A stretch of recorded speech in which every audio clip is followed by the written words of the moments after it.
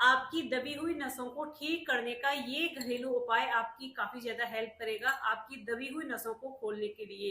तो देखिए, ये जो पाउडर मैंने तैयार किया है, इसे आपको गरम गरम दूध के साथ रोजाना 1 चम्मच लेना है।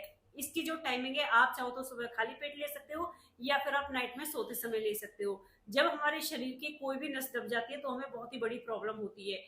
हो सकता है आपकी बैक साइड में कोई नस दबी हुई है और उसकी वजह से आपको पूरे दिन कमर में दर्द बना रहता है। इसके साथ में ऐसा भी हो सकता है, अगर आपके हाथ की, पैर की कहीं की भी नस आपकी ब्लॉक हो रखी है, दबी हुई है, तो उसकी वजह से भी आपको ये दर्द हमेशा बना रहता है। दबी हुई नसों को ठीक करने के लिए आज मैं आप सभी के साथ में एक ऐसा घरेलू उपाय शेयर करने के लिए जा रही हूँ।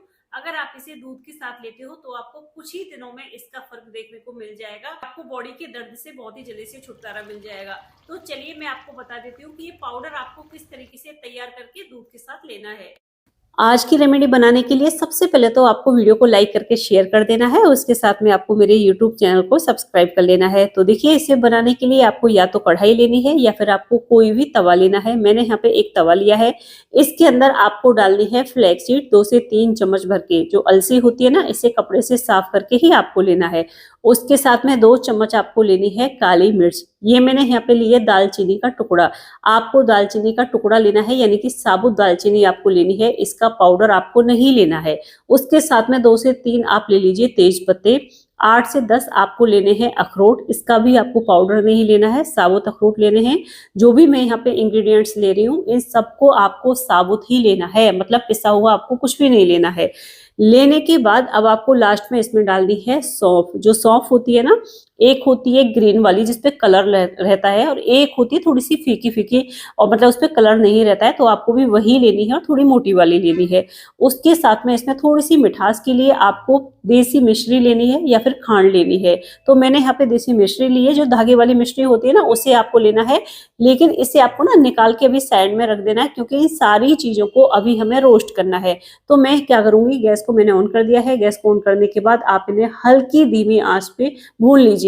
आपको गैस को तेज नहीं करना है, तेज करोगे तो क्या होगा, इनमें महक हो जाएगी और मसाले हैं ये जल भी जाएंगे। तो आपको धीमी आंच पे ही आपको इन्हें बहुत ही आहिस्ता आहिस्ता आराम आराम से भूनना है, जिस तरीके से मैं भून रही हूँ। जब आपको लगे इनमें हल्का सा कलर आ गया है और ये चटकने लगे हैं, जो अलसी है ना, जैसे जैसे ये गर्म होगी आप देखोगे ये चटकना शुरू हो जाएगी, और इसके जो दाने हैं ना, ये इधर से उधर मतलब जाना शुरू हो जाएंगे। तो आपको क्या करना है, जितना हो सके धीमी आंच पे आप इन्हें भूनिए, और आपको बिल्कुल भी इन्हें जलाना नहीं है। धीमी आंच पे भूनने का मतलब होता है ये अंदर तक आपकी रोस्ट हो जाएंगी। जब आप इनका पाउडर बनाओगे, जो पाउडर है बहुत अच्छे से तैयार हो जाएगा और इनका जो कच्चापन है ना, वो भी निकल जाएगा। तो अभी आप देख लीजिए, मैंने इसे इस तरीके से अच्छे से भून लिया है। अब जो अलसी मैंने इसमें डाली थी ना, वो चटकना भी शुरू हो गई है, मतलब जो इसका दाना है ना, इससे निकल के बाहर जा रहा है। इसका मतलब ये कड़क हो चुकी है। इस समय पे आपको क्या करना है, आपको गैस को कर देना है बंद। गैस बंद करने के बाद आप इसे ठंडा होने के लिए छोड़ दीजिए। जब आपको लगे ये सारी चीजें अच्छे से ठंडी हो चुकी है, उसके बाद आपको इनका पाउडर तैयार करना है, मतलब इन सारी चीजों को आपको बारीक पीसना है। तो यहाँ पे मैंने गैस को बंद कर दिया और इसे ठंडा होने के लिए मैं छोड़ देती हूँ। जब ये पूरी तरीके से ठंडी हो गई थी, तब मैंने इसका पाउडर तैयार कर लिया है। अब जो इसका पाउडर है, ये पूरी तरीके से तैयार हो चुका है। आपके पास में कोई भी कांच का जार है या फिर कोई भी बाउल है, कोई भी कंटेनर है, आप इसे उसमें भर के रख लीजिए। ठीक है। अब मैं आपको बताती हूँ कि इसे लेने का तरीका क्या है। सबसे पहले आपको ध्यान रखना है, इसे आपको जितना हो सके बारीक पाउडर बनाना है। अगर आपसे थोड़ा सा मोटा ये पिसा है ना, तो आप इसे एक बार छान लीजिए। जो मोटा भाग है आप उसे दोबारा से ग्राइंड कर लीजिए और इस तरीके से आप इसे स्टोर करिए। अब मैं आपको बताती हूँ लेने का तरीका। आपको लेना है 1 गिलास गरम गरम दूध। आपका जो आपने दूध लिया है वो इतना गर्म होना चाहिए कि आप उसे आराम से पी सको। इसे लेने के 2 तरीके हैं। एक तो ये है, जो आपने गरम दूध लिया है, इसमें ये जो चम्मच का साइज है एकदम छोटा है, तो मैंने 2 छोटे चम्मच ये पाउडर जो तैयार किया है इसके अंदर डाल दिया। जो मैंने मिश्री ली थी ना, जो मैंने आपको दिखाई थी धागे वाली मिश्री, वो भी मैंने इसी के अंदर डाल के उसको भी पीस लिया है मिठास के लिए।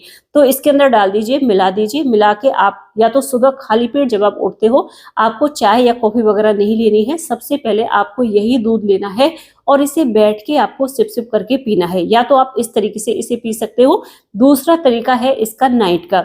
जब आप नाइट में सोने के लिए जाते हो, कि लास्ट में आपको लगे कि आपने खाना खा लिया, खाना खाए हुए आपको पूरे 2 से 3 घंटे हो चुके हैं, अब नाइट में आपको सोना नहीं है, सिर्फ आपको इसी ड्रिंक को लेना है। इसे आप गरम गरम पीना शुरू कीजिए और पीने के बाद आप आराम से सो जाइए। कुछ ही दिनों में आपको अपनी बॉडी में काफी ज्यादा चेंजेस दिखाई देंगे, आपको अपनी बॉडी में काफी ज्यादा फर्क देखने को मिलेगा। आपको लगेगा जो आपकी नसें बंद हो रखी थी वो खुलना शुरू हो गई है, आपके शरीर का दर्द भी पूरी तरीके से ठीक हो जाएगा। तो आप इसे मेरे कहने से एक बार जिस तरीके से मैंने आपको बताया है उसी तरीके से आप इसे लेना शुरू कीजिए। आपके परिवार में, आपके घर में किसी को भी ये प्रॉब्लम है, उनको ये वाली ड्रिंक एक बार जरूर पिलाना और इसका रिजल्ट आप सभी को बहुत ही अच्छा मिलेगा। अगर आपने वीडियो को लाइक नहीं किया है तो वीडियो को लाइक कर देना। पाउडर को बनाने का और लेने का सही तरीका मैंने आप सभी के साथ में शेयर किया है। आप इसे इसी तरीके से अपनी डाइट में लेना शुरू करें। आप इसे लगातार 1 महीने ले लीजिए, उसके बाद आप 15 दिन का ब्रेक ले लीजिए, फिर आप 15 दिन ले लीजिए, फिर आप 10 दिन का ब्रेक ले लीजिए, उसके बाद फिर आप 10 दिन ले लीजिए। इस तरीके से आप इसे अपनी डाइट में ले सकते हो।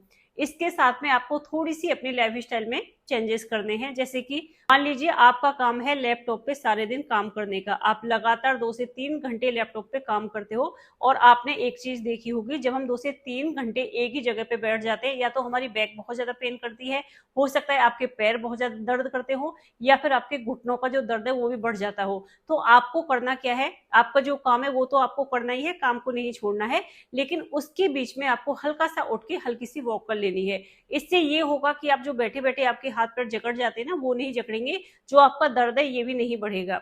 इसके साथ में जब आप नाइट में खाना खाते हो, अपना डिनर करते हो, कि खाना खाने के तुरंत बाद आपको नहीं बैठना है। अगर आप खाना खाने के तुरंत बाद बैठ जाते हो तब भी ये जो समस्या है ना ये आपकी ज्यादा बढ़ जाती है। आपको करना क्या है, जब आप नाइट में अपना खाना खाते हो, खाना खाने के तुरंत बाद आपको बैठना नहीं है, ना ही आपको बेड पे लेटना है।